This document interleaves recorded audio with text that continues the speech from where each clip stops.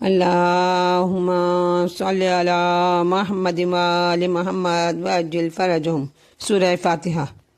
بسم اللہ الرحمن الرحیم، الحمدللہ رب العالمین الرحمن الرحیم مالک یوم الدین، ایاک نعبد و ایاک نستعین، اہدنا الصراط المستقیم صراط الذین انعمت علیہم غیر المغضوب علیہم ولا الضالین۔ اعوذ باللہ من الشیطان الرجیم، بسم اللہ الرحمن الرحیم، الحمدللہ رب العالمین، الصلاۃ والسلام علی سید الانبیاء والمرسلین وآلہ الطیبین الطاہرین المعصومین، سیدنا و شفیعنا و نبینا ابوالقاسم محمد، صلوات اللہم صلی علی محمد وآل محمد وآلہ الطیبین الطاہرین المعصومین المظلومین، اما بعد فقد قال اللہ تعالی فی کتابہ المبین وہو اصدق القائلین۔ ارشاد الہی ہے کہ ہمارے کچھ نیک بندے اپنے گھروں سے بے خطا نکالے گئے۔ دنیا میں ایک سے ایک نیکوکار اور دیندار بندے گزرے ہیں جنہوں نے اپنی پوری زندگی اللہ کی عبادت اور زہد تقوی میں گزار دی، نہ کسی کو ستایا اور اللہ کی راستے پر چپ چاپ گامزن رہے، دنیا کے مکروہات سے کوسوں دور نہایت سادہ اور گوشہ نشین زندگی گزار دی۔ ان کی اخلاقی صفات اور روحانی کمالات تاریخوں میں آج بھی موجود ہیں، لیکن ان کی پاکیزہ سیرتوں پر چل کر ہی ہماری نجات ممکن ہے۔ اب پیغمبر اسلام نے اخلاقی محبت کا جو قیمتی پیغام دنیا تک پہنچایا تھا، اس کے صلح میں انہوں نے مصیبتوں اور جان لیوا اذیتوں سے دوچار ہونا پڑا۔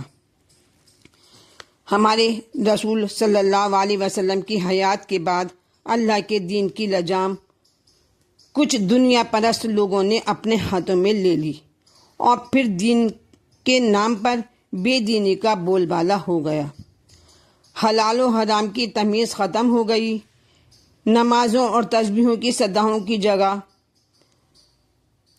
کی جگہ جام چھلکنے لگے، صداقت اور امانت داری کی جگہ جھوٹ نے لے لی، نماز گزاروں کی صفوں کے بجائے محفلیں رقص گرم ہونے لگیں۔ اس پر بھی اکتفا نہ کی گئی، بلکہ اپنے کو خلیفہ رسول منوانے کے لیے تمام مسلمانوں سے بیعت بھی کرا لی گئی، لیکن اللہ کے مقدس دین کی یہ ذلت فاطمہ زہرا کے نازوں کے پالے رسول اسلام کے چھوٹے نواسے حسین مظلوم سے نہ دیکھی گئی۔ مولا سر سے کفن باندھ کر اٹھے اور اس عزم سے اٹھے، اس طرح سے اٹھے کہ مصیبتوں اور اذیتوں کے چاہے کتنے ہی طوفان جھیلنے پڑیں، لیکن اسلام کو فنا نہیں ہونے دیں گے۔ آج میں جن آوارہ وطن ہستیوں کا ذکر کر رہی ہوں آپ کے سامنے، ان سے مراد یہی اہل بیت رسول ہیں جنہوں نے اپنا وطن مدینہ چھوڑا اور اسلام کی سوئی ہوئی تقدیر کو جگا کر خود صحرائے کربلا پہنچ کر ہمیشہ ہمیشہ کی گہری نیند سو گئے۔ مقاتل لکھتے ہیں کہ جب کربلا کی تپتی ریتی پر ارے کڑیل جوان علی اکبر سینے پر برچھی کھا کر شہید ہو گئے، تو تشنا لب عباس لبے دریا شانے کٹا کے ہمیشہ ہمیشہ کے لیے سو گئے، اور یتیم قاسم کا لاشا پامال ہو چکا، یہاں تک کہ معصوم علی اصغر بھی تیر سے زخمی ہو کر باپ کے ہاتھوں پر دم توڑ چکے، اور خیام اہل بیت میں سوائے ایک بھی ناتما کے مرد کے کوئی باقی نہ رہا، صرف لاوارث عورتیں اور بے سہارا عورتیں باقی رہ گئیں۔ ارے اس وقت ابن زیاد کے حکم سے خیموں میں آگ لگا دی گئی، اور پردہ نشین بیویوں کے سروں سے نہایت بے دردی سے سر سے چادریں چھین لی گئیں۔ انسان ویرانے میں لٹی ہوئی یہ عورتیں زیر آسمان نہ معلوم کیسے رات کاٹی۔ ادھر مصیبت کی ستائی خستہ دل اہل حرم کے پہاڑ جیسی رات انتہائی بے چینی میں تمام ہوئی۔ صبح نمودار ہوئی مگر دلاسا دینے والا کوئی نہیں۔ روتے روتے آنسو بھی خشک ہو چکے ہیں، حلق میں کانٹے پڑ چکے ہیں۔ لاتعداد صدموں اور اتنی ذلتوں کے بعد اب بھی ایک پل کے لیے اطمینان نہیں، اور ہر آن اسی جان لیوا خیال سے عزت دار بیویوں کے سینوں میں دل دھڑک رہے ہیں کہ ابھی نہ جانے ہماری اور کیا بربادیاں ہونی باقی ہیں۔ دل ہلانے والی مصیبتیں بیویوں، دل ہلانے والی مصیبتیں ابھی تمام نہیں ہوئی تھیں کہ دن کا اجالا پھیلنا تھا کہ اشقیائے بے درد ہاتھوں میں رسیاں اور ہتھکڑیاں اور بیڑیاں لیے ہوئے ٹوٹ پڑے۔ علی کی شیر دل بیٹی زینب ان بے حیاؤں کے ارادے سمجھ گئیں، اپنے پہاڑ جیسے غموں کو بھلا کر آگے بڑھیں اور فرمایا بے ادب کدھر آتا ہے؟ یہ ہرگز نہیں ہو سکتا کہ نامحر ہمیں ہاتھ لگائیں۔ اگر تجھے رسن بستہ ہی کرنا ہے تو یہ رسیاں ہمیں دے دے، ہم لوگ خود اپنے کو حلقہ رسن میں جکڑ لیں گے۔ بس تاریخ کہتی ہے کہ ادھر شہزادی زینب کے دہن سے یہ جملہ نکلنا تھا کہ وہ ریشمہ شمر کے ہاتھ سے چھٹ کر ان بے وارثوں کے شانوں تک پہنچ گئیں، اور جیسے ہی باندھنا چاہتا تھا یزید، بالکل اسی طرح سے خود بخود بندھ گئیں۔ جب تمام اہل حرم رسن بستہ ہو گئے اور اشقیاء نے ان بیویوں کو اونٹوں پر سوار کرنے کا ارادہ کیا تو جناب زینب نے ان لعینوں میں کسی کو سوار کرنے کے واسطے آگے بڑھنے نہیں دیا، بلکہ خود ایک ایک بیوی کا ہاتھ پکڑ کر سوار کیا، اور جب تمام بیویاں سوار ہو چکیں اور جناب زینب تنہا رہ گئیں تو عجیب نگاہ حسرت سے ہر طرف دیکھا، لیکن سوائے کچلی ہوئی خون بھری لاشوں کے کچھ نہ دکھائی دیا۔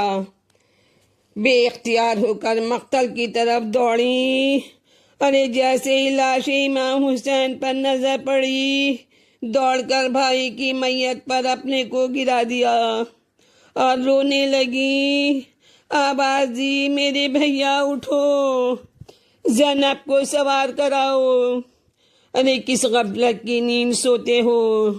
جب میں مدینے سے چلی تھی تو کس قدر پردہ کے اہتمام سے لائے تھے، آج میں اس ذلت سے شام جا رہی ہوں کہ میرے غیرت دار بھیا اٹھو اور زینب کو اپنے ہاتھوں سے سہارا دو۔ جناب زینب کی بہن کچھ اس قدر دردناک تھے کہ ایک دفعہ بھائی کی لاش حرکت میں آئی اور زمین گرم پر تڑپنے لگی، کٹے ہوئے سر سے آواز آئی، اے میری بہن، یہ نہ سمجھنا کہ حسین شام تک تمہیں تنہا جانے دے گا۔ جسم میرا یہاں ہے مگر میرا نیزہ میرے نیزے پر شہر بشہر، دیار بدیار تمہارے ساتھ ساتھ رہے گا۔ اب دیر نہ کرو اور جا کر سوار ہو جاؤ، بس میری ننھی سکینہ تمہیں پکار رہی ہے۔ بھائی کا یہ حکم پاتے ہی بے قرار زینب نے دل سنبھالا اور آنسو پوچھ کر لاش حسین سے جدا ہو گئی، جا کر خود اونٹ پر سوار ہو گئی۔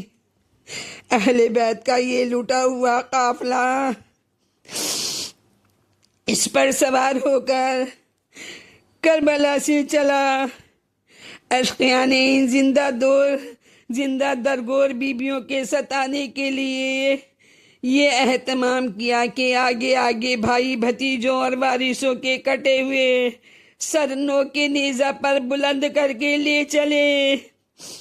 एक तरफ तो ये आलम था कि बेपनाह सदमों, जिल्लतों और शदीद भूख प्यास से यूं ही बीवियों का बुरा हाल था, और दूसरी तरफ तमाशा देखने वालों का जबरदस्त हुजूम था, जिसमें कोई ताली बजा रहा था और कोई इन कैदियों को पत्थर मार रहा था। तारीख कहती है कि काफले में चलते चलते जिस नेज़े पर सरे हुसैन बुलंद था वो खूली के हाथ से छुटकर जमीन में पेवस्त हो गया। जालिम ने लाख कोशिश की, लेकिन नेज़ा उठाने की नेज़ा नहीं उठा, मगर उस नेज़े को जुम्बिश तक न हुई। शकी ताजियाना लिए हुए हथकड़ियों और बेड़ियों में जकड़े आबिदे बीमार के पास आया और ताजियाने को हवा में लहरा कर कहा कि तुम्हारा बाप का सर आगे क्यों नहीं बढ़ता है? अगर अब आगे ना बढ़ा तो इस ताजियाने की तो मैं तुमको इस ताजियाने की अजियत के लिए ताजियाने की अजियत दूंगा और इस अजियत के लिए तैयार हो जाओ। बस ये सुनते ही हमारे बीमार इमाम कांप गए और हथकड़ियों और बेड़ियों का लंगर संभाले बाप के सर के करीब आए। आवाज दी, अरे बाबा जान, आप क्यों नहीं आगे बढ़ते?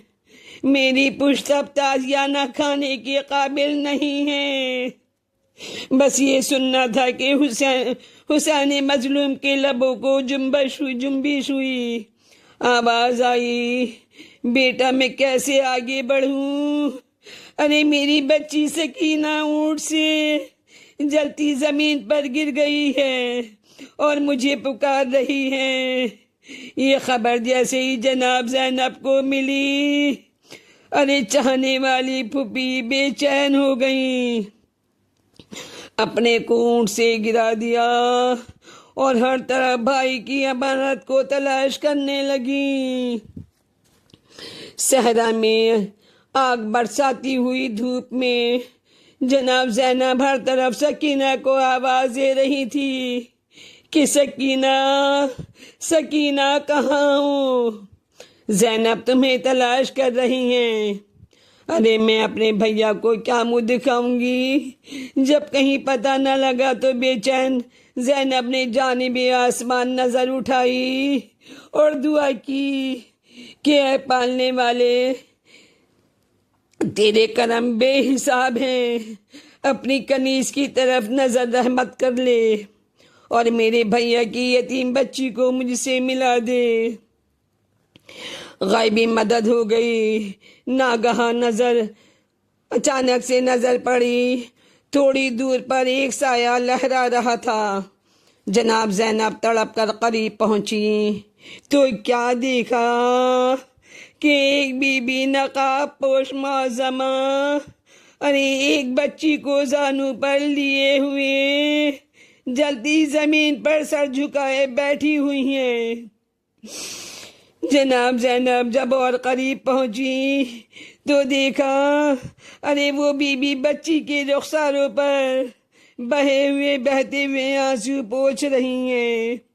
ये वो मंजर था कि जनाब ज़ैनब को ताबे ज़ब्त ना रही। बढ़कर आवाज़ दी, ऐ बीबी जल्दी से बताओ कि तुम कौन हो? इस परदेश में इस बच्ची पर रहम किया और इसे हलाक होने से बचा लिया। जब कोई जवाब न मिला तो जनाब ज़ैनब ने आगे बढ़कर आवाज़ दी, अरे बीबी, इस एहसान का बेहद शुक्रिया। अब मेरी बच्ची को मुझे वापस कर दो। बस ये सुनना था कि वो मौज़मान दाढ़े मार मार कर रोने लगी और चेहरे से नकाब उठाई। कहा, ज़ैनब, किसका शुक्रिया और कैसा शुक्रिया? तुमने पहचाना नहीं, मैं तुम्हारी माँ फातिमा ज़हरा हूँ। سکینہ اپنے باپ کو بلک بلک کر پکار رہی تھی اور رو رہی تھی، اس بچی پر میں رحم نہ کھاؤں گی تو کون کھائے گا؟ انا للہ و انا الیہ راجعون۔